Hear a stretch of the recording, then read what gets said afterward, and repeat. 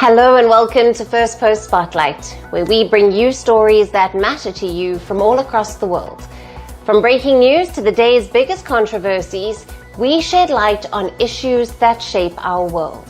I'm Alison Lagrange, live from Durban, South Africa. Let's begin with the top headlines. Countries worldwide brace for a spree of Trump-led US tariffs set to be imposed starting Wednesday, risking a global trade war amid spiraling economic uncertainty. Ukraine's foreign minister says 45,000 people left without power after Russian strikes. Moscow denies targeting energy infrastructure inside Kiev-administered territories. Chinese President Xi Jinping pitches for partnership with India, says a dragon-elephant tango will be beneficial for the two sides in the long run. India's Prime Minister Narendra Modi meets Chile's President Gabriel Boric in New Delhi as the two nations begin negotiations on a comprehensive economic partnership agreement. And a massive gas pipeline fire near Indonesia's capital Kuala Lumpur injures over 100. Dozens hospitalized as rescue operations continue.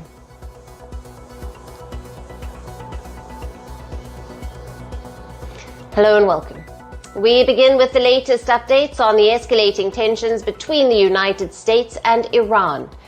The West Asia Shia powerhouse has taken its battle against Trump to the United Nations. Iran has complained to the United Nations Security Council over US President Donald Trump's recent comments that were sharply criticized by Tehran.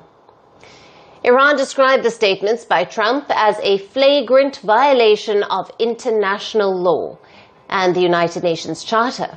Now, Iran also called his comments reckless and belligerent. Earlier this week, US President Donald Trump threatened Iran with bombing and secondary tariffs if Tehran did not come to an agreement with Washington over its nuclear program. Hours after Trump's bombing threat, the Iranian state media reported the country is readying missiles capable of hitting US-linked positions around the world. The unprecedented showdown comes days after Iran showed off what it called its underground missile cities to assert its battle readiness. Iran's UN ambassador Amir Sayed Iravani stated in a letter that Tehran strongly warned against any military escalation by the United States. He also stated that the country will decisively act against any act of aggression or attack by the US or any of its proxies. In 2018, Donald Trump had withdrawn the US from the nuclear deal. At that time, the agreement had placed strict limits on Tehran's nuclear activities in exchange for sanctions relief. Iranian Supreme Leader Ayatollah Ali Khamenei spoke against the threats issued by Trump on Monday. He said that Tehran will retaliate with stronger counterattacks if the US launches any offensive against the Islamic country. The enmity from the US and Israel has always been there. They threaten to attack us, which we don't think is very probable. But if they commit any mischief, they will surely receive a strong reciprocal blow. Earlier, the Iranian President Masoud Pezeshkian also said that the country had declined direct negotiations with the US over its nuclear program. Tehran has said that before entering into negotiations, Washington must garner its trust. He also stated that talks cannot happen under fear of military action or more tariffs. We not only do not avoid negotiations, but it is the breaches of agreements by America in the past that have caused problems for us so far. The Americans must prove that they can create trust regarding their decisions, and I hope this will take shape too. Since assuming office as US President in January of 2025, President Trump has reinstated his maximum pressure campaign in order to force Iran into negotiating a new nuclear deal. The US president also came down heavily on Iran and Tehran-backed Yemen-based Houthis on Monday. Taking to his social media platform Truth Social, He said the rebel group should stop attacking US ships, or else the Houthis and their sponsors in Iran will face severe consequences.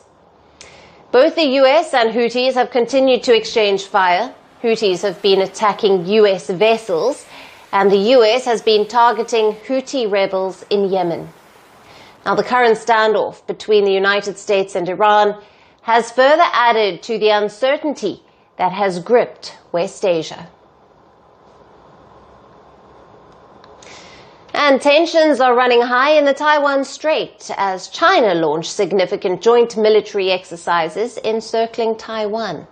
Now, these drills involving the Chinese Army, Navy and Rocket Force began earlier today and are being framed by Beijing as a direct and stern warning against any move toward Taiwanese independence.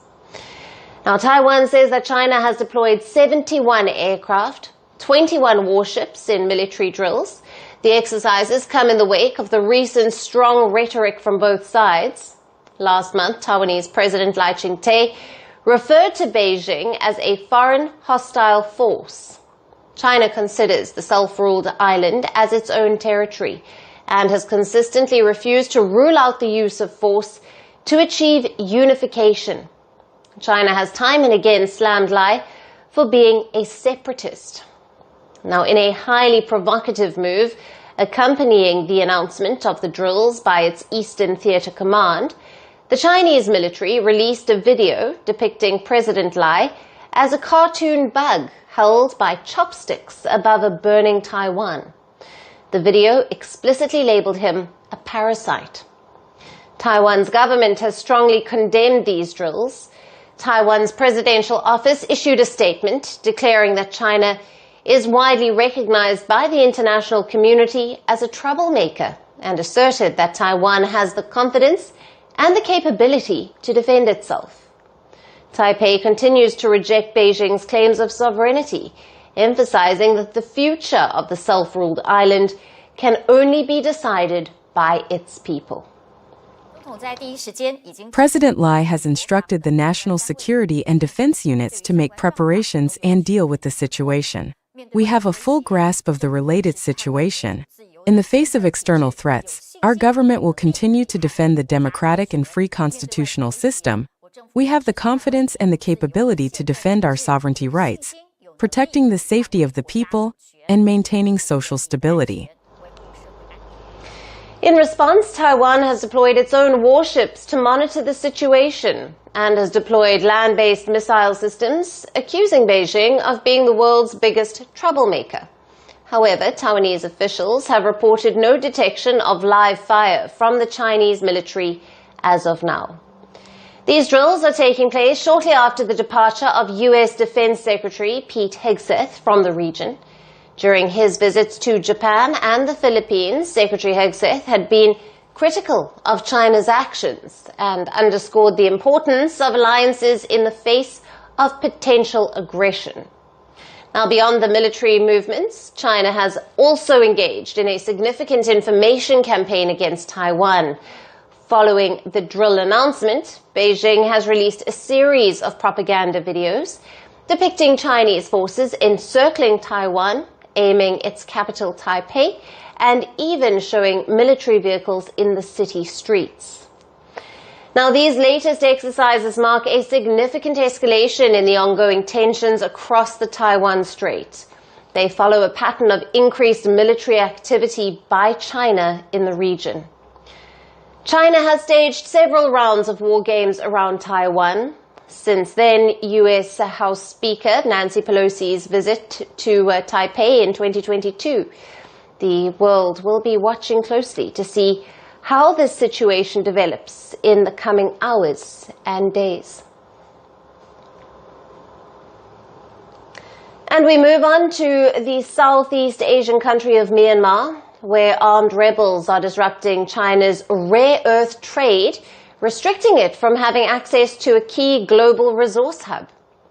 In October last year, the armed rebels in the Kachin Independence Army, or the KIA, seized northern Myanmar's rare earth mining belt. Now, the rebels dealt a huge blow to the country's embattled military junta and wrested control of a key global resource hub. The region produces roughly half of the world's heavy rare minerals. After the capture, the rebels in Myanmar's Kachin state began to throttle the supply of minerals used in wind turbines and electric vehicles, which are hugely imported by China. Now, this triggered a steep rise in the cost of key elements. In February, China's imports of these rare earth oxides and compounds from Myanmar dropped to 311 metric tons, which is exactly 89% down if compared to the previous year. Now, the loss of Kamphaiti town in northeastern region, which is a hub of rich rare earth minerals, has turned out to be a huge setback for Myanmar's junta military. But why is the KIA restricting China from having access to these minerals?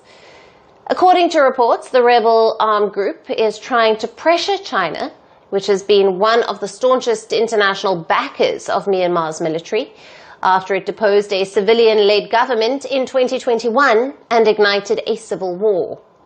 Now, the rebel group seeks Beijing's support in fighting the prevailing military rule.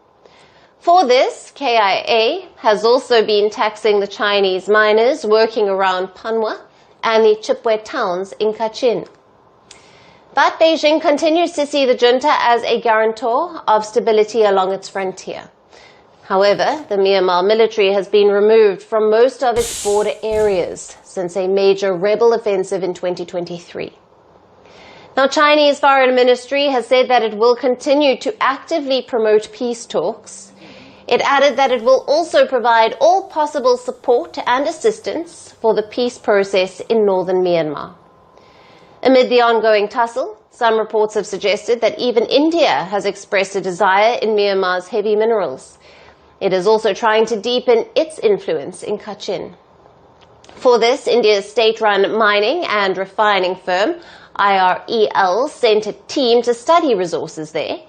An Indian delegation also held an online meeting with Kachin in December to discuss their interest in reopening the rare earth sector.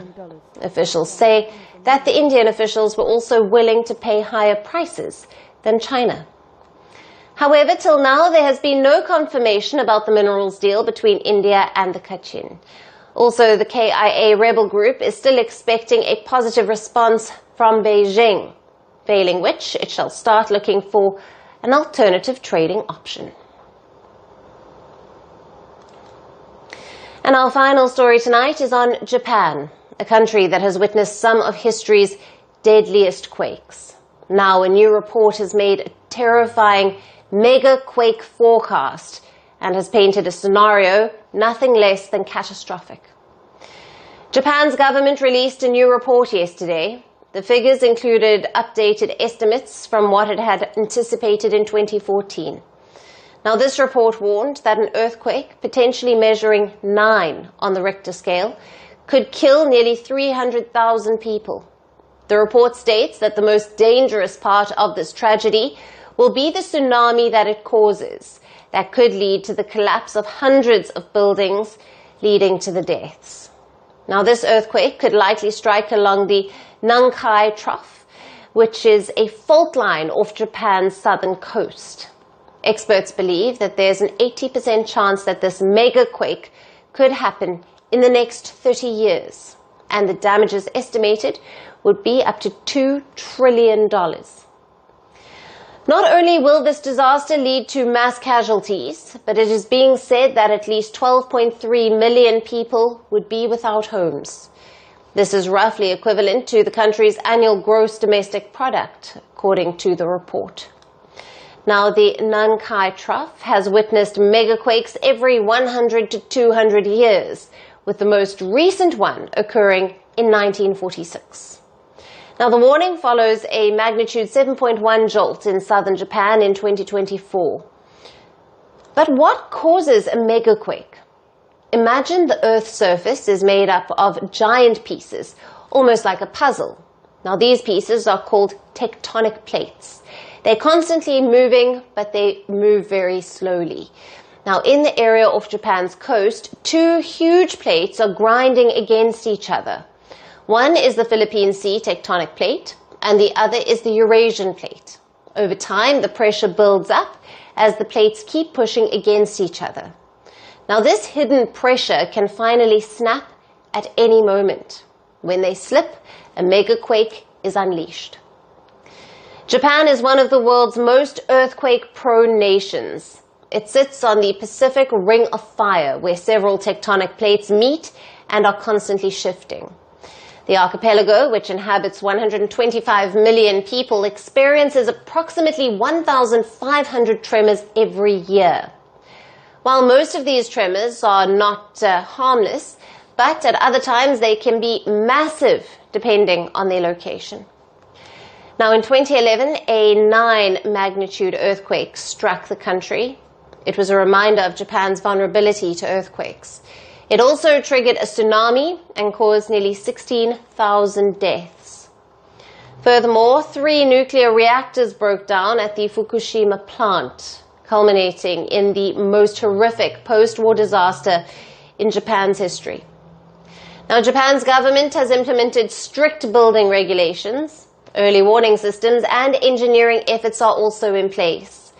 The challenge for the country will not just be to survive this tragedy, but to rebuild itself in the face of this overwhelming threat. And that's all we have on the show for today. We will see you again tomorrow at the same time. Thank you for watching. Stay tuned to Firstpost. From breaking news to the day's biggest controversies, shedding light on the world's top headlines, detailed analysis on the stories that matter the most to you. Catch it all on Spotlight at 6 p.m. India time and 12:30 GMT, only on Firstpost.